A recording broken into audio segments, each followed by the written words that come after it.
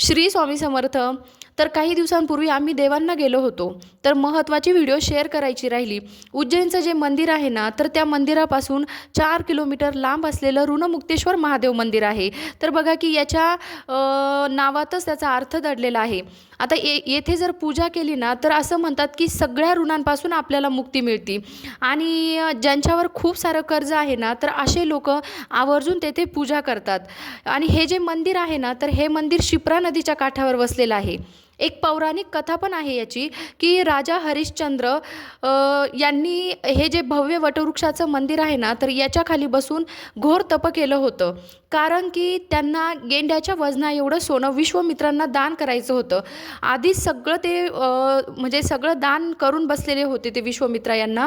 आणि म्हणून त्यांनी काय केलं, तर खूप तप केलं आणि खूप तप करून महादेवांना प्रसन्न करून घेतलं.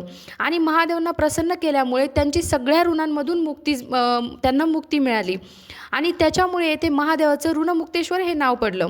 आता बघा की असं म्हणतात की इथे आपण आहे ना 1 लोटा जल अर्पण केलं आणि खूप लोक काय करतात की पिवळ्या गोष्टी म्हणजे हरभऱ्याची डाळ, गूळ, पिवळं वस्त्र, तर अशा गोष्टी महादेवाला अर्पण करतात.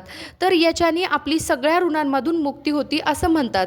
आणि आता हे जे मंदिर आहे ना, तर ह्या मंदिराचा कारभार श्री योगी महाविश्वनाथ महाराज बघतात. श्री स्वामी समर्थ.